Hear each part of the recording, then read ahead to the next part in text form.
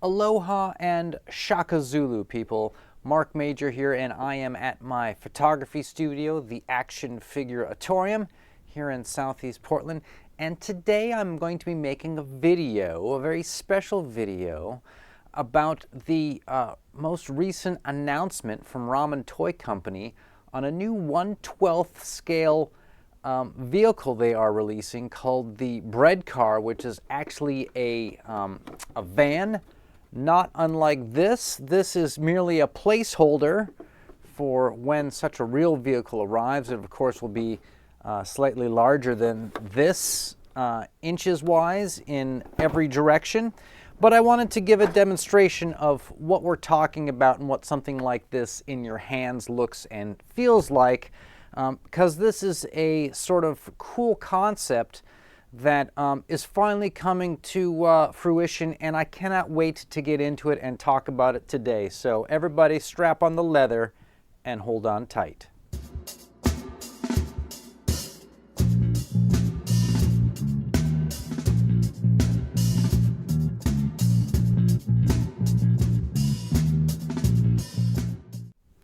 All right, let's switch over to my desktop cam because I think people enjoy seeing me small in the corner. And there we go. So about 10 months ago, I made this video called "Is There a Future for Modular 1/12 Vehicles?" And the idea was that if you're going to make a 1/12 scale vehicle, right, you're going to need to procure a lot of orders, all right, to get the minimum quantity, right, to be produced by a factory, which means you're going to have to get a lot of people on board with these things. Generally speaking, 1/12 scale cars are expensive, so in order to get the most people on board, you're going to have to try and make it as cheap as possible, right? And the best way to make something as inexpensive as possible is to remove the bells and whistles, remove all the things that might make it especially entertaining or exciting in this case, right?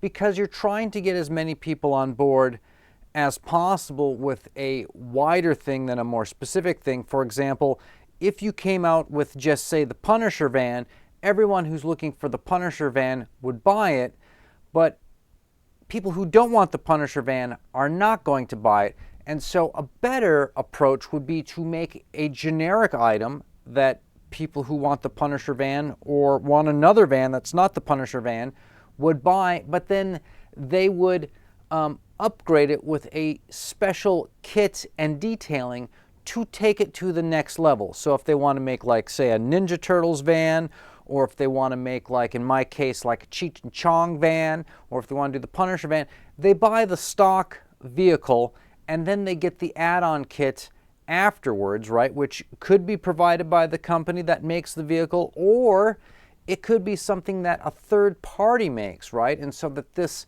vehicle becomes a sort of a buck for an action figure vehicle that third-party 3D printer people and resin casting people can make parts for, and they could sell online. So if you say, wow, I really want the Scooby-Doo van, I see there's a guy who's selling a kit that works with this stock van, I know that, you know, I can make this happen by purchasing the stock van, getting this guy's kit. That sort of, you know, approach to marketing this, that you would start with a platform that everyone would buy, right? And then they would choose how they want to customize their vehicle.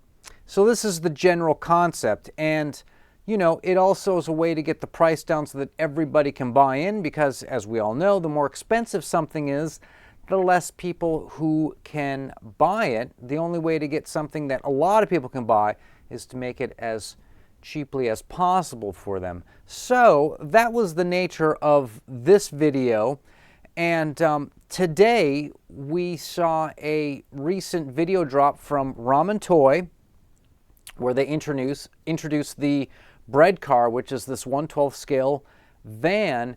And in what I think is, to me, somewhat of a bit of a mind blow, right, is and this is just what they said in the video. I mean, whether or not you can follow through on this, it's up to, you know, production and sales and that kind of thing.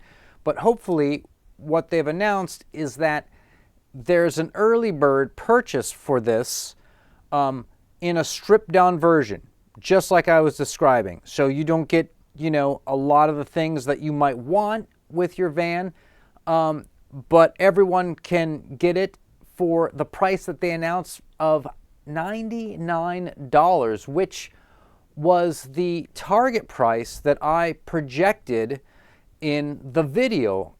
And again, when I make those videos, I'm only talking about things from a marketing point of view as it pertains to the consumer. I don't know any of these companies' production costs.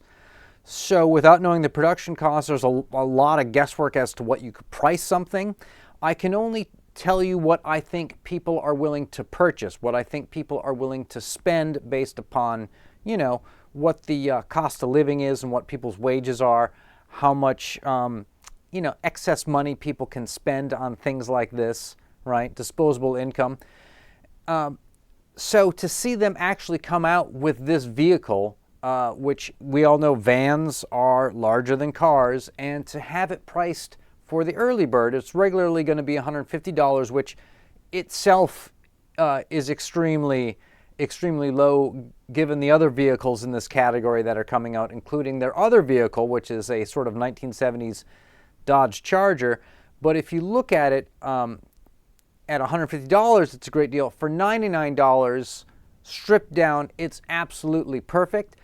That is going to be where you're going to get a whole bunch of guys who are going to buy these, and they're just going to tweak them and tune them and turn them into whatever thing they want. If they want to do the Cheech and Chong van, if they want to have like an Aztec mural of a guy wrestling a cheetah or something, if the Punisher van, if they want, some sort of like an ice cream truck or something, if they want like a surf van, if they want the Scooby-Doo van. There's so many varieties out there that people can customize, but you have to get it as cheaply as possible into people's hands, right?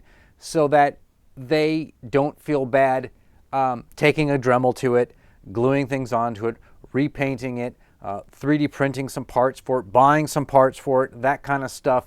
If you make it so that it's specifically a platform to build upon, I think you're going to have a hit. I think this is going to be a huge mover and shaker in the industry.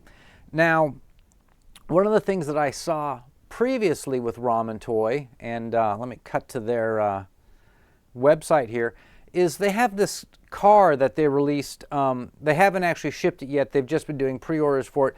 It's sort of taking the idea that the Hasbro HasLab project that they had to do a Dodge Charger for the Ghost Rider character, right, was something that people wanted, right, whether it was for that character or if they just wanted a cool sort of hot rod car, right, but it was a little expensive for a car because we've been seeing people make, toy cars for really, really long time in all scales for much, much cheaper than $350. We see them for extremely cheap if it's just an RC car, if it's a McFarlane car, even if it's a model kit in 1/12 scale, they rarely go over $150. So to see, I think it was $350 is what Marvel HasLab was trying to get for this. So there was, clearly a market for it, but people were like, it's just too expensive to throw down for that. Well, these guys rushed in, and they produced a car that's basically the same thing, but they offered these cool extra kits. And I think that is where the big premise going forward with these vehicles is going to be. You can see they have the Inferno kit, which is similar to what the Engine of Vengeance, the HasLab, had, was these cool flames you could put on it. They also have some type of upgrades for like the wheels and the front end.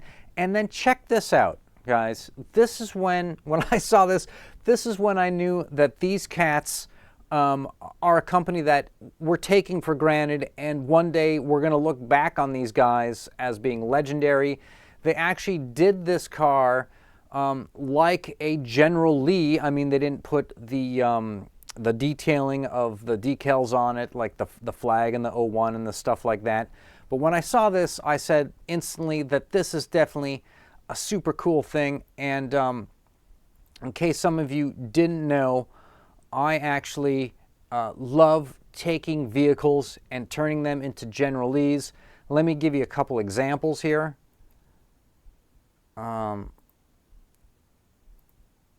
Here's a remote-controlled Lamborghini. This is like technically 1/16th scale, but it fits 1/18th guys really good, especially those Joy Toy figures, especially the female figures. They fit in there quite well.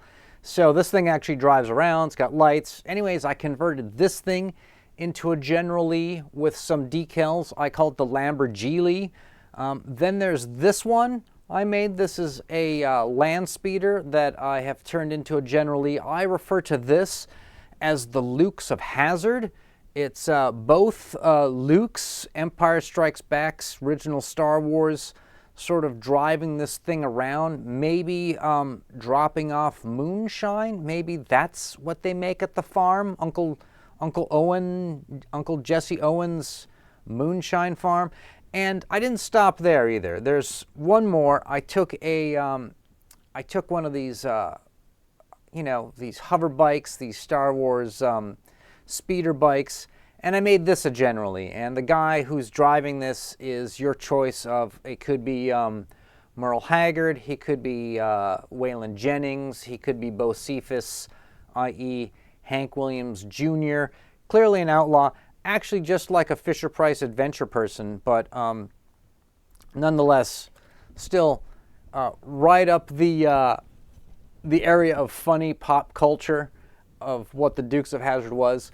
So I just think that these guys, Ace and everyone at Ramen Toy, I think that they really know what they're doing in terms of like their business model of finding stuff that people want and making it for them, right?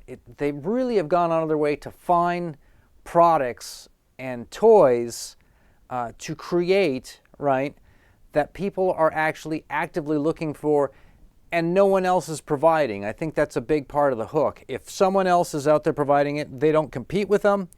They're not out there to make copies and bootlegs of existing stuff.